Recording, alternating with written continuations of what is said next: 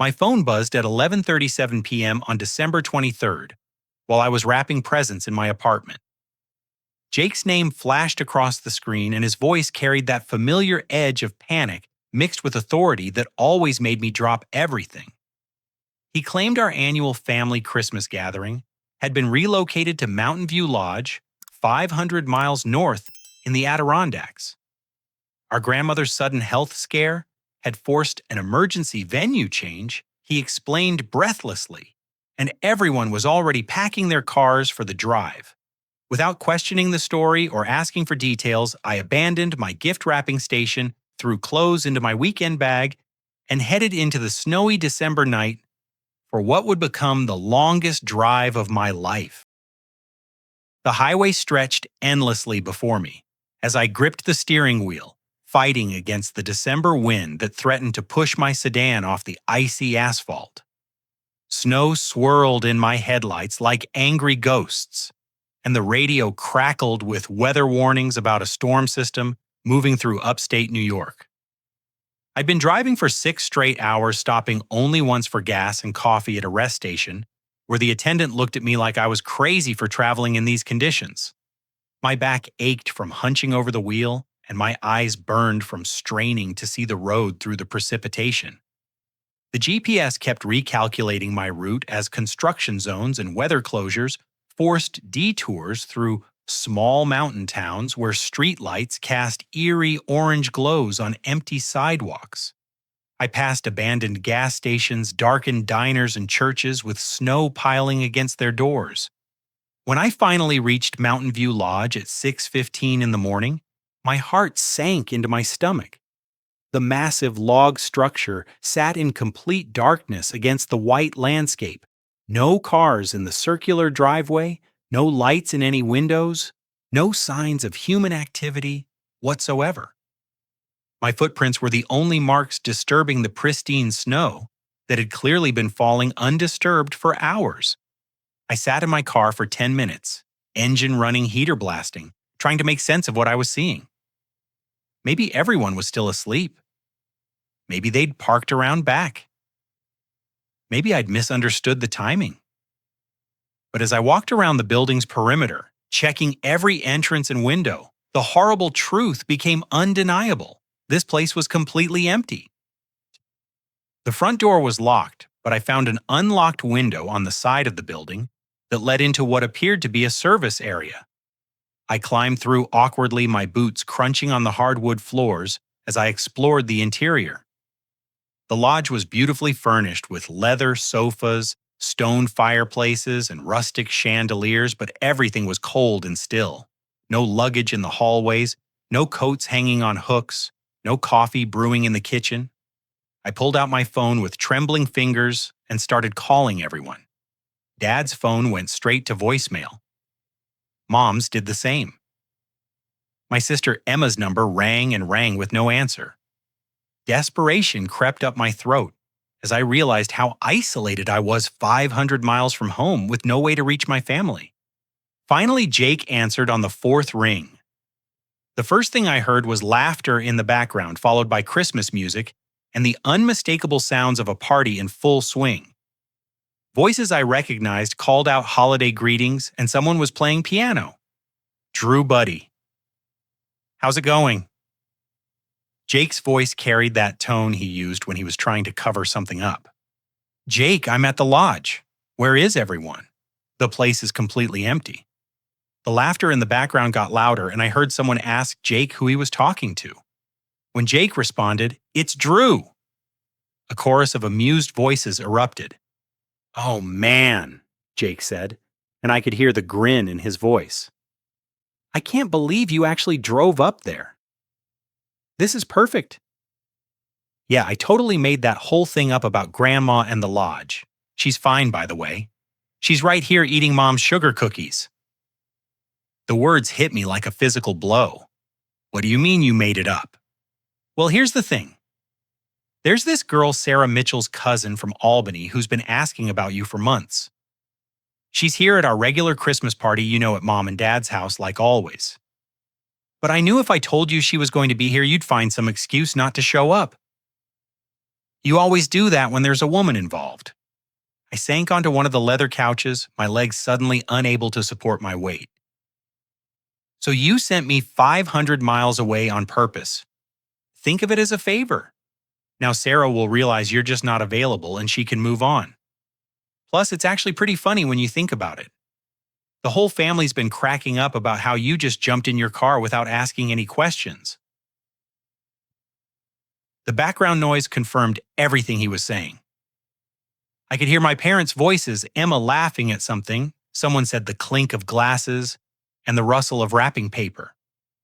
They were all gathered in the warm, familiar living room, where we'd celebrated Christmas for the past 15 years, sharing stories and enjoying Mom's famous holiday feast, while I sat alone in a freezing lodge, hundreds of miles away.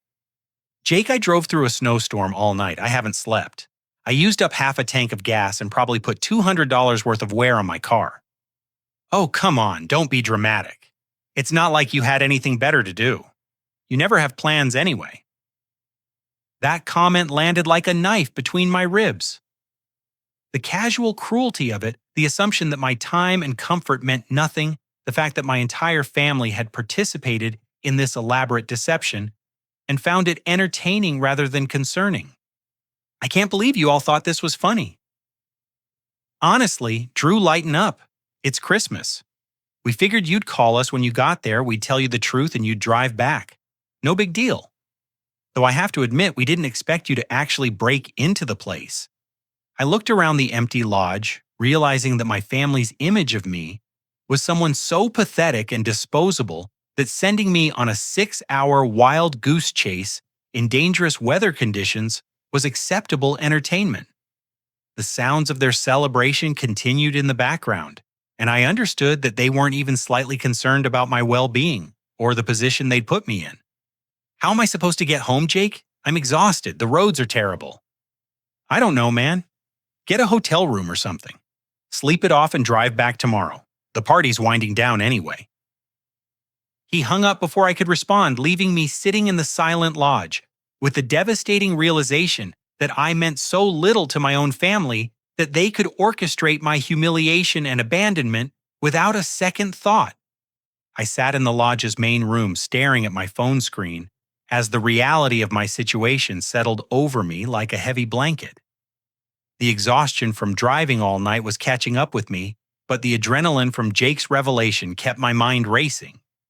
I needed to figure out how to get home, but first I wanted to see if there were any car rental agencies open on Christmas Eve in this remote area. Opening my email app, I expected to find the usual holiday spam and work messages I'd been ignoring. Instead, I discovered something that made my blood run cold. Dozens of confirmation emails filled my inbox, all dating back 3 months, all for bookings I'd never made. The first one was from Mountain View Lodge itself, confirming a reservation for Thompson Family Christmas Celebration, scheduled for today, December 24th from 4 p.m. to midnight. The booking was under my name, charged to my credit card for $8,400. My hands shook as I scrolled through the details: luxury lodge rental premium holiday package accommodations for 15 guests. Below that was another email from Enchanted Forest Catering Company, confirming a full holiday dinner service for 12 people, including prime rib glazed ham lobster bisque and a custom-designed chocolate Yule log cake. Total cost $3,200, again charged to my credit card. I kept scrolling, my heart pounding harder with each new discovery. Harmony String Quartet had been hired to provide live classical music for the evening. Pine Valley Photography was scheduled to arrive at 5 p.m. for candid family celebration photos and a special romantic moment. Midnight Blue Flowers had prepared elaborate centerpieces featuring white roses, winter greenery, and gold accents. Crystal Clear Event Lighting was bringing romantic ambient lighting, including string lights and lanterns. Every single vendor confirmation included notes about the special romantic surprise being planned. The photographer's email mentioned discreet positioning for proposal documentation. The florist had added extra white roses for the romantic moment Mr. Thompson described. The catering company had included champagne service and a special dessert presentation perfect for a marriage proposal. My head spun as I realized what Jake had done. He hadn't just sent me away to avoid Sarah. He'd been planning an elaborate romantic evening at this lodge for months, using my identity, my credit, and my stellar reputation with vendors. The emails revealed phone conversations where Drew Thompson had called to adjust details, confirm timing, and emphasize how important it was that everything be perfect for his surprise proposal. I clicked on the most recent email from the lodge manager sent just yesterday. Mr. Thompson, we're so excited to host your special evening tomorrow. The staff has prepared everything exactly as you requested. The champagne will be chilled, the fireplace will be ready, and we've arranged the seating in the main room to create the perfect, intimate atmosphere for your proposal. We know Sarah will be absolutely stunned by the romantic surprise you've planned. The pieces clicked into place with sickening clarity. Jake had been intercepting my mail and messages for months, using my information to book this elaborate romantic getaway. He'd planned to bring Sarah here today, take credit for the beautiful setting and thoughtful details, and propose to her using an event I'd unknowingly paid for. When I didn't show up as expected, he could play the role of the caring boyfriend who'd convinced his brother to let them use his reservation. I scrolled through more emails, finding additional evidence of Jake's deception. He'd corresponded with vendors extensively, always claiming to be me, always emphasizing how much he loved Sarah and wanted to create the perfect proposal moment. He'd even sent the photographer specific shot requests describing the angles he wanted for the ring presentation and the romantic embraces that would follow. The financial damage was staggering. Between the lodge catering, music, photography, flowers, and lighting, Jake had committed me to nearly $15,000 in charges for an event I knew nothing about. But the emotional damage cut deeper. He'd stolen my identity, my credit, and my reputation to create a romantic experience he could never afford on his own salary as a part-time construction worker. Worse, he'd done it all while pretending to be my caring brother who was looking out for my best interests. Every conversation we'd had over the past few months took on new meaning. When he'd asked about my work schedule, he was planning around vendor availability. When he'd mentioned Sarah in passing, he was gauging my reaction to see if I suspected anything. When he'd borrowed my laptop to look at job postings, he was probably accessing my email and credit card information. I checked the timestamps on the vendor confirmations and realized that Jake's fake emergency call last night was perfectly timed. The elaborate Christmas celebration he'd planned in my name was scheduled to begin in less than 10 hours. He'd expected me to be long gone by then, safely out of the way in Syracuse, while he arrived with Sarah and our family to enjoy the romantic mountain getaway I'd paid for. The lodge around me suddenly felt different. This wasn't just an empty building where I'd been abandoned. It was the stage for Jake's carefully orchestrated betrayal designed to humiliate me while elevating him in Sarah's eyes. Every detail had been planned to make him look thoughtful, generous, and romantic, while making me appear unreliable and inconsiderate for not showing up to my own event. I looked at my phone's clock, 9:47 a.m. In 6 hours and 13 minutes, vendors would start arriving to set up for Jake's stolen Christmas celebration, unless I did something to stop it. My fingers moved across the phone screen as I called the first number from my email confirmations. Enchanted Forest Catering Company answered on the second ring with the cheerful voice of someone clearly excited about the day's work. Enchanted Forest Catering. This is Patricia. Are you calling about today's Thompson celebration? We are so ready to make your Christmas proposal absolutely magical. I cleared my throat, trying to keep my voice steady. Hi, Patricia. This is Drew Thompson. I'm calling about the event scheduled for today. Oh my goodness, Mr. Thompson. I was just thinking about you. Your brother called yesterday to confirm that everything was perfect for your big surprise. I have to tell you, in 20 years of catering, I've never seen someone put so much thought into a proposal event. The way you described your feelings for Sarah just melted our hearts. My stomach dropped. My brother called you. Yes, Jake, right? He said you were too nervous to call yourself, which is absolutely adorable. He went over every detail to make sure we understood how special this moment needs to be. The champagne service, the custom menu, with all of Sarah's favorite foods, the way you want the dessert presented when you get down on one knee. Honestly, she's going to be the luckiest woman in the world. I paced across the lodge's main room, trying to process what I was hearing. Patricia, can you tell me exactly what my brother told you?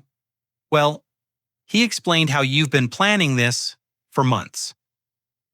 But you're too shy to handle the details yourself.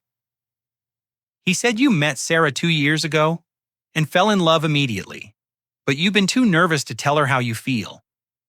So you decided to create the most romantic Christmas proposal ever to show her how much she means to you. The lies were so elaborate, so detailed, that Patricia clearly believed every word. Jake had created an entire fictional romance casting himself as the supportive brother, helping his shy sibling propose to the woman of his dreams. He told us about the first time you saw Sarah at your cousin's wedding, how you couldn't stop talking about her beautiful laugh and the way she danced. He said you've been saving up for 2 years to afford this perfect evening, working overtime and skipping vacations just to make sure you could give her something worthy of your love. Each word felt like a physical blow. Jake had invented a love story so convincing that this stranger was emotionally invested in my supposed happiness. But the cruelest part was that some of it was true. I had noticed Sarah at family gatherings, had been attracted to her kindness and humor, had wondered what it would be like to ask her out. Jake had taken my private feelings and twisted them into elaborate fiction that served his own purposes. Patricia, I need to ask you something important. What exactly did Jake tell you about the timeline for today? Oh, he was very specific. He said the family would arrive around 4 p.m. and you wanted everything set up beforehand so Sarah wouldn't see the preparation. Then, during dinner, after the string quartet plays that special song you requested, you'll excuse yourself to get something from the car and come back with the ring. He said you practiced the proposal speech for weeks, and you're terrified you'll forget the words. I closed my eyes, picturing Jake rehearsing this conversation, crafting each detail to make the story more believable. And he mentioned that I might not be here when you arrive. Yes. He said you're so nervous you might chicken out and hide in town until the last minute. He told us not to worry if we don't see you right away, that he'll text you when everything's ready, and you'll come back to surprise Sarah. Honestly, Mr. Thompson, your brother thinks the world of you. He kept saying how Sarah is going to realize she's loved you all along and how this will be the happiest moment of both your lives. The manipulation was breathtaking in its completeness. Jake had created a scenario where my absence would be expected and explained where he could arrive with the family and take control of the event while maintaining the fiction that I was the one who'd planned everything. Patricia, there's something I need to tell you about the situation. Is everything okay? You sound upset. Are you getting cold feet? Because let me tell you, honey, I've seen a lot of proposals, and any woman would be thrilled to have someone put this much thought and love into showing their feelings. I realized that Patricia and all the other vendors had been emotionally manipulated just as much as I had. They thought they were helping facilitate a beautiful love story, not participating in identity theft and fraud. The problem is that I didn't book any of this. My brother did, using my name and credit card without my permission. Silence on the other end of the line. Then, I'm sorry, what did you say? I'm at the lodge right now and I just discovered these bookings in my email. I never spoke to any vendors, never planned a proposal, never authorized any of these charges. My brother used my identity to book everything, and I think he's planning to use this event for his own purposes. But Jake said he had all your information, your credit card details, your email address. He knew so much about you and Sarah. Are you saying he was lying about everything? I'm saying that I'm sitting alone in this lodge right now, having driven here because my brother told me our family Christmas was moved. But our family is actually celebrating at home in Syracuse. and I think Jake planned to bring them here today to use the event he booked in my name." Patricia's voice became professional and cautious. "Mr. Thompson, this is a very serious accusation. Identity theft and credit card fraud are crimes. Are you absolutely certain about what you're telling me?" "I'm certain, and I'm calling all the vendors to let them know that any event happening here today is not authorized by me despite being booked under my name." "Oh my God," Patricia whispered. This explains some things that seemed odd. Jake insisted on being the only point of contact, said you were too busy with work to handle details. He always called from different numbers, said his phone was broken or he was borrowing someone else's. And when we asked to speak to you directly, he always had an excuse for why you weren't available. The pieces were falling into place for Patricia, just as they had for me. He told us such beautiful stories about your relationship with Sarah, about how long you'd loved her, and how hard you'd worked to afford this surprise. We all felt so invested in your happiness. I'm sorry you were deceived too, Patricia. Jake is very convincing when he wants something. What do you want us to do? We have thousands of dollars worth of food, prepared our entire staff scheduled equipment, loaded in our trucks. We were planning to leave for the lodge in 2 hours. I looked around the empty lodge thinking about Jake's plan and how I could turn the situation to my advantage. Actually, Patricia, I think I want you to come anyway. But there's going to be a change in how today unfolds. What kind of change? The kind where the truth comes out and people face consequences for their actions. I spent the next few hours on the phone with every vendor explaining the situation and adjusting the plans for the afternoon. Some were angry about the deception, others were concerned about payment, but all of them agreed to proceed once I confirmed that the credit card charges were legitimate and that I wanted the event to happen, just not the way Jake had planned it. By 2:30 p.m., I was watching from the lodge's front window as catering trucks and equipment vans arrived. Patricia directed her staff with professional efficiency while maintaining worried glances toward the building where she knew I was waiting. The string quartet set up in the corner of the main room, and the photographer tested lighting angles while the florist arranged centerpieces that were genuinely beautiful. At 3:45, I heard car engines in the distance. My chest tightened as familiar vehicles came into view. Dad's blue pickup truck led the convoy, followed by Mom's silver SUV, Emma's red compact car, and finally Jake's black sedan with Sarah in the passenger seat. I positioned myself in the lodge's entryway and watched through the glass doors as my family climbed out of their vehicles, talking and laughing as they approached. Jake wore my old college letterman jacket, the one he'd borrowed months ago and never returned, and carried a small velvet box in his right hand. Sarah looked beautiful in a green dress that complemented her auburn hair, but her expression seemed confused as she took in the elaborate setup around the lodge. When they reached the front doors and saw me standing inside, the laughter died immediately. Dad stopped mid-sentence, Mom's hand flew to her chest, and Emma's eyes widened in shock. But Jake's face showed something different. A flicker of panic quickly replaced by his usual confident smile.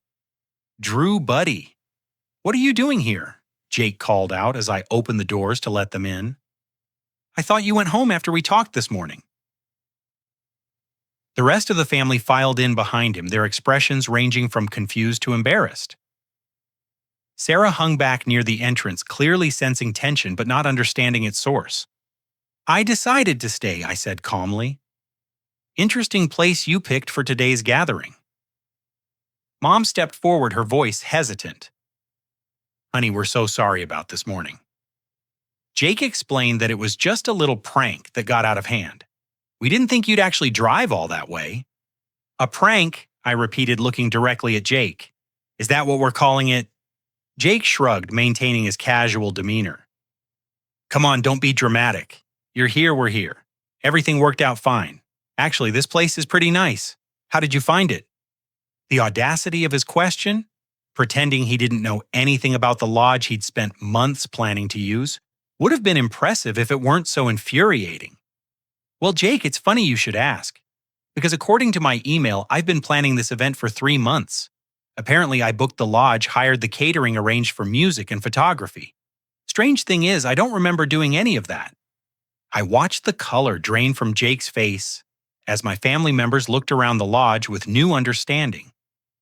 The elegant decorations, the catering staff bustling around the kitchen, the musicians tuning their instruments. None of this was happening by coincidence. Emma was the first to speak up. Drew? What are you talking about? What email? I pulled out my phone and began reading confirmation messages aloud. With each vendor name and dollar amount, Jake's confident facade cracked a little more. When I reached the total cost of nearly $15,000, Dad let out a low whistle.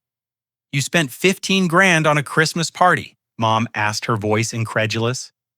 I didn't spend anything, I replied. But someone using my name and credit card did. All eyes turned to Jake, who was now visibly sweating despite the cool mountain air.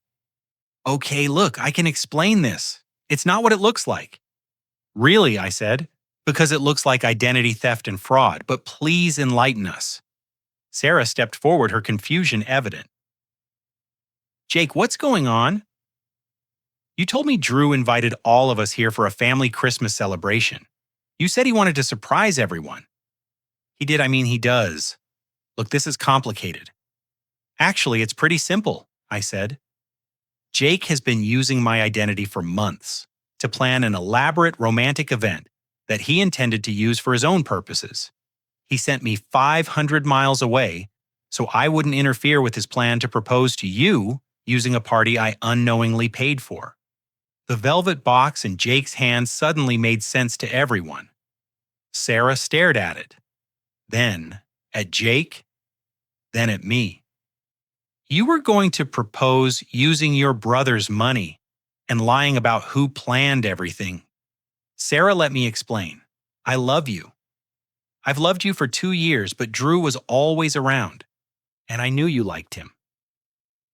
So I figured if I could create the perfect romantic moment, show you how much you mean to me, maybe you'd realize that I'm the one who truly cares about you.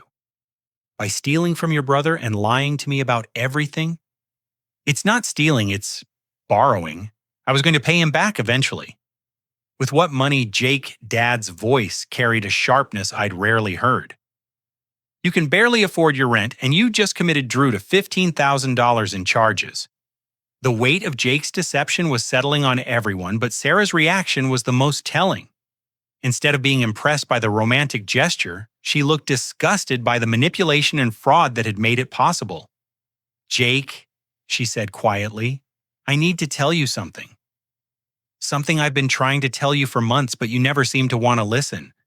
She turned to face me, her green eyes serious and direct. Drew, I've been trying to contact you for 2 years. I've sent you messages to ask Jake to give you my number, even showed up at events hoping to talk to you. But somehow my messages never seem to reach you. A cold realization washed over me. What kind of messages?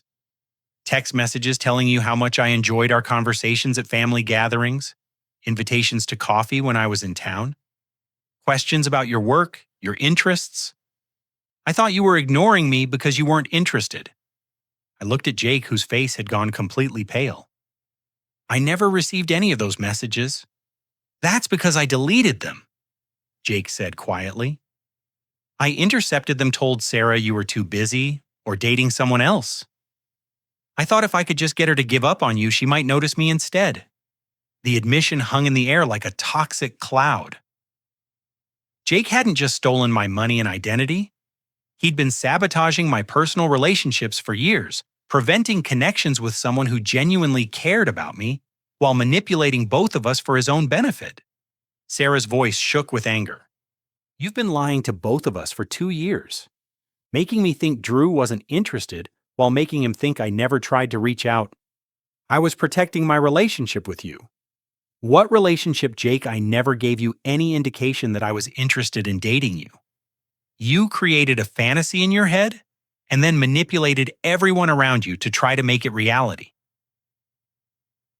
The family stood in stunned silence as the full scope of Jake's betrayal became clear. This wasn't just about a Christmas prank or even credit card fraud.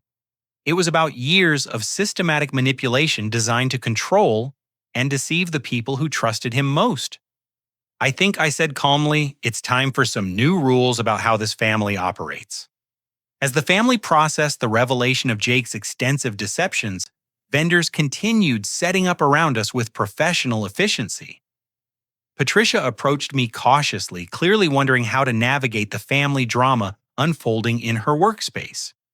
Mr. Thompson, we're ready to begin service whenever you'd like. Should we proceed as planned? The question hung in the air as everyone looked at me expectantly. I realized that for the first time in my adult life, I held all the power in a family situation. Everything happening here was in my name, on my credit, under my authority. Jake's fraud had inadvertently put me in complete control. Actually, Patricia, there's been a change of plans. Could you give me a few minutes to address my family, and then I'll let you know how we want to proceed? Of course. We'll continue setting up and wait for your signal. I turned to face my family, who were clustered near the lodge's stone fireplace like defendants waiting for sentencing. Jake still clutched the velvet box, but his confident posture had crumbled into nervous fidgeting. Here's what's going to happen. I began, my voice steady and authoritative. We can have a Christmas celebration here today, but it's going to be on my terms with my rules because this is my event that I'm paying for. Drew, honey. Mom interjected. Maybe we should just go home and sort this out later. No. We're going to sort it out right now in front of everyone who's been affected by Jake's lies. I pulled out my phone and scrolled to the vendor confirmations. Patricia, could you join us for a moment? I want to make sure everyone understands the legal situation we're dealing with. Patricia approached hesitantly, her professional demeanor intact despite the obvious family tension.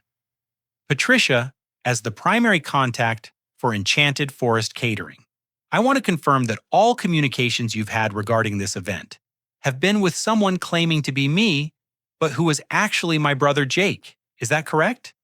Yes, that's correct. Jake always identified himself as calling on your behalf, said he was handling details because you were too busy. And did you ever speak directly with me, Drew Thompson, at any point during the planning process? No, never. Jake was our only point of contact.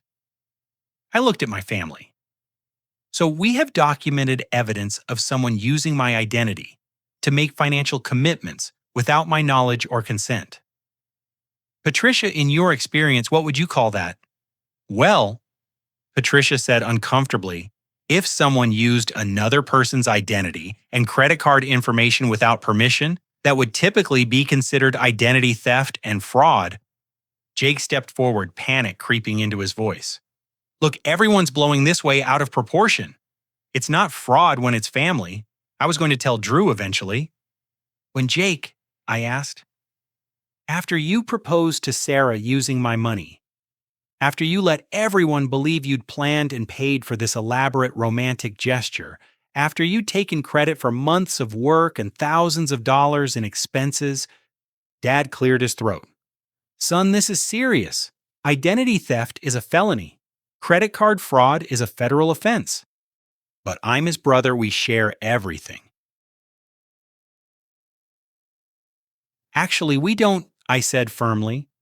We don't share credit cards. We don't share identities, and we certainly don't share the right to make decisions about each other's lives and relationships. I addressed the group formally, feeling a strange sense of power and clarity. Here are my terms for today. Jake, you're going to spend this Christmas celebration serving everyone else. You'll help Patricia's staff set up.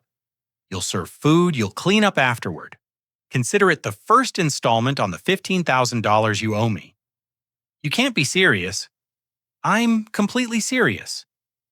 Patricia, please ignore any instructions from anyone other than me for the remainder of the evening. If Jake tries to interfere with your work or contradict my directions, I want you to call the lodge security. Patricia nodded. Understood, Mr. Thompson? Secondly, I continued, Jake, you're going to publicly apologize to Sarah for the 2 years of manipulation and interference in her attempts to contact me. You're going to explain exactly how you've been sabotaging both of our chances at honest communication. Sarah stood up straighter, her eyes focused on Jake with new resolve. I want to hear this apology. I want to understand exactly what you've been doing. Jake looked around the room, realizing that his family support system had evaporated. This is ridiculous. You're all acting like I committed murder or something. What you committed, Emma said quietly, was a betrayal of trust that's been going on for years. Drew's right. You need to own up to what you've done. I felt a surge of gratitude toward my sister, who was finally seeing Jake's behavior for what it really was. Thirdly, I said, if anyone doesn't want to participate in this celebration under my rules, you're free to leave. But if you stay, you're going to treat me with the respect I should have been receiving all along. Mom and Dad exchanged glances, and I could see them processing years of family dynamics with new understanding. How many times had they dismissed my concerns about Jake's behavior? How many times had they told me to just let it go when he crossed boundaries or took advantage of me? And finally, I said, looking directly at Jake, you're going to attend counseling to address your manipulative behavior, and you're going to make a payment plan to reimburse me for every penny you've spent. If you don't agree to these terms, I'll be filing a police report for identity theft and fraud first thing Tuesday morning. The lodge fell silent except for the sounds of Patricia's staff arranging dishes in the kitchen and the string quartet tuning their instruments. Jake stood frozen, the velvet box still in his hand, as he realized the full consequences of his actions. Well, Jake, Sarah asked, what's it going to be? Are you going to take responsibility for what you've done?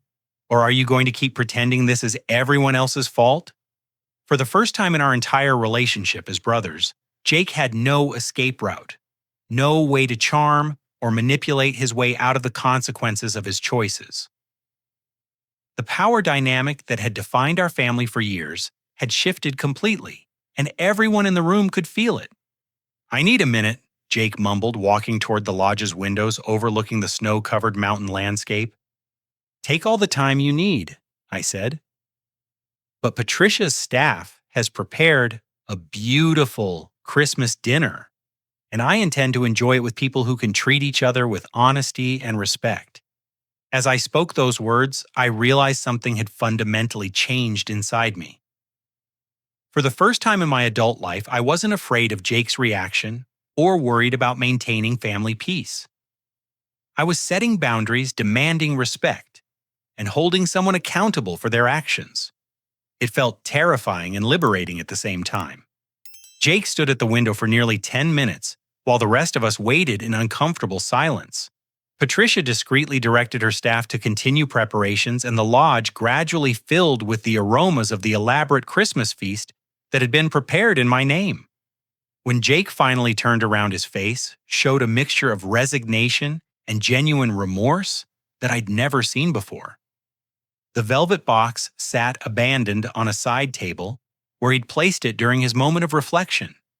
You're right, he said quietly, addressing the entire group.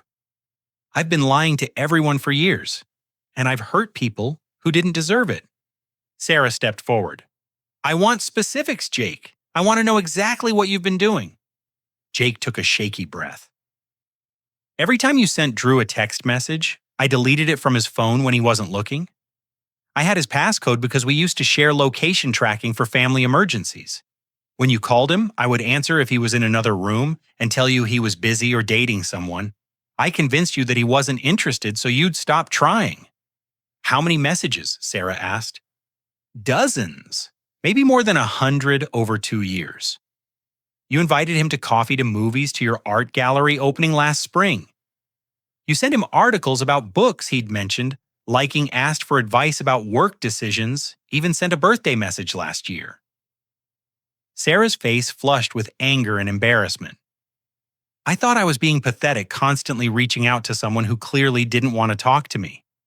I thought I was misreading every conversation we'd had. You weren't misreading anything, I said softly. I genuinely enjoyed talking with you at family gatherings. I wondered why you always seemed to pull back just when we were having good conversations. Because Jake would find me later, and tell me you'd mentioned being overwhelmed by women who wouldn't leave you alone. He said you were too polite to tell me directly that you weren't interested. The systematic nature of Jake's manipulation was breathtaking. He hadn't just interfered with our communication. He'd crafted an elaborate psychological campaign designed to make both of us doubt our own perceptions and feelings. There's more? Jake continued, his voice barely above a whisper. I've been monitoring Drew's social media, his email, when I could access it, even his dating apps. Whenever someone seemed interested in him, I'd find ways to sabotage it. I'd show up at places where he had dates, create emergencies that required his attention, or sometimes just delete messages from women who were trying to contact him. Dad's face had gone red with anger. Son, what you're describing is stalking behavior. This goes way beyond sibling rivalry. I know. I convinced myself I was protecting Drew from getting hurt, but really? I was protecting myself from losing Sarah's attention. I thought if I could eliminate Drew as competition, she'd eventually notice me. Emma shook her head in disbelief. Jake, that's not how relationships work. You can't manipulate someone into loving you. I realize that now. But at the time, I felt like Drew had everything. The successful career, the nice apartment, the respect of the family. I thought if I could just have this one thing, this one person who cared about me the way I cared about her, then maybe I'd feel like I mattered. You always mattered, Mom said, tears in her eyes. But what you've done is unforgivable. I know, Jake said, and I'm prepared to face the consequences. He walked over to where I stood and looked me directly in the eyes. Drew, I owe you an apology that probably won't mean anything after what I've put you through. I stole your identity, your money, and 2 years of potential happiness with someone who genuinely cared about you. I've been the worst kind of brother imaginable. Yes, you have, I said simply. I'll agree to counseling, I'll pay you back every penny, and I'll stay out of your personal life completely. And if you want to file criminal charges, I'll understand. I looked around the lodge at my family, at Patricia and her staff, preparing a beautiful meal at Sarah, whose green eyes showed a mixture of hurt and hope. The anger that had been driving me all day was beginning to transform into something else. Not forgiveness exactly, but a kind of clarity about what I wanted my life to look like going forward. Here's what's going to happen, I said. We're going to sit down and have Christmas dinner together because Patricia and her team have worked hard to prepare something beautiful. Jake, you're going to serve everyone else and spend the evening thinking about how to rebuild the trust you've destroyed. I turned to address the group. But I also want everyone to understand that this isn't just about Jake's behavior. This family has enabled this kind of manipulation for years by treating it as harmless sibling rivalry instead of recognizing it for what it really was. Mom started to protest, but I held up my hand. I'm not finished. From now on, I'm setting clear boundaries. I will not be the target of pranks, jokes, or schemes designed to humiliate me or control my relationships. I will not be taken for granted financially, emotionally, or in any other way. And I will not participate in family events where these boundaries aren't respected. The lodge fell quiet as the weight of my words settled on everyone. I had never spoken to my family with such firm authority, and I could see them recalibrating their understanding of who I was and what I would accept. Now, I said, my voice warming slightly, Patricia, I think we're ready for dinner. And could you have the string quartet begin with some holiday classics? Despite everything that's happened today, I'd like to salvage something positive from this Christmas celebration. As Patricia signaled her staff to begin service, I felt a hand touch my arm gently. Sarah stood beside me, her expression serious but kind. Drew, could we talk privately for a few minutes? There are some things I'd like to say without an audience. Of course. We stepped out onto the lodge's covered porch, where snow continued to fall softly in the mountain silence. The contrast between the warmth inside and the crisp mountain air felt symbolic of the transition happening in my life. I owe you an apology too, Sarah began. I should have tried harder to reach you directly instead of going through Jake. I should have trusted my own judgment about our conversations instead of letting him convince me you weren't interested. You couldn't have known what he was doing. Maybe not, but I should have been stronger. I should have asked you directly instead of believing secondhand information about your feelings. I looked at her face in the soft porch light, seeing her clearly for perhaps the first time without Jake's manipulation clouding my perceptions. Sarah, can I ask you something honestly? Of course. If Jake hadn't interfered, if you'd been able to reach me directly over the past 2 years, what would you have wanted to happen between us? She smiled, the first genuine smile I'd seen from her all day. I would have wanted to get to know you better. I would have wanted to find out if the connection I felt during our conversations was real or just wishful thinking. I would have wanted to see if we could build something honest and authentic together. And now, after everything that's happened today, now I'd like the same thing if you're interested. But I want us to start fresh with no manipulation, no lies, and no family drama influencing our decisions. I felt something shift in my chest, a lightness that had been missing for longer than I could remember. I'd like that very much. Good, she said. But let's take it slow and see what develops naturally. We've both been manipulated enough for one lifetime. As we stood together on the porch, watching snow fall over the mountain landscape, I realized that Jake's elaborate deception had inadvertently created something beautiful. Not the fraudulent romantic gesture he'd planned, but an opportunity for Sarah and me to finally connect with honesty and authenticity. Should we go back inside? She asked. I think your family needs to see that you're okay, and that this situation is going to lead to something positive. Yes, I said. Let's go show them what healthy relationships actually look like. The Christmas dinner that followed was unlike any family gathering we'd ever had. Jake served each course with visible humility. Patricia's staff delivered a meal that exceeded even the elaborate descriptions in the vendor emails, and the string quartet provided a soundtrack that transformed the lodge into something magical despite the day's dramatic revelations. But the most significant change was in the family dynamics themselves. For the first time in my adult life, my parents and sister were treating me as an equal rather than someone who needed to be managed or protected. They asked my opinion about conversation topics, listened when I spoke, and showed genuine interest in my thoughts and experiences. Jake, meanwhile, spent the evening in quiet reflection. Between serving courses, he sat at the edge of the group, clearly processing the magnitude of his actions and their consequences. At one point, Emma sat beside him and spoke quietly about the difference between love and possession, between caring for someone and controlling them. Sarah and I found ourselves naturally gravitating toward each other throughout the evening, but we were careful to keep things light and friendly. We talked about books, travel experiences, and work projects, the kind of getting to know you conversations we should have been having for the past 2 years if Jake hadn't been interfering. As the formal dinner concluded and Patricia's staff began clearing tables, I stood to address the group one final time. I want to say something to everyone before this evening ends.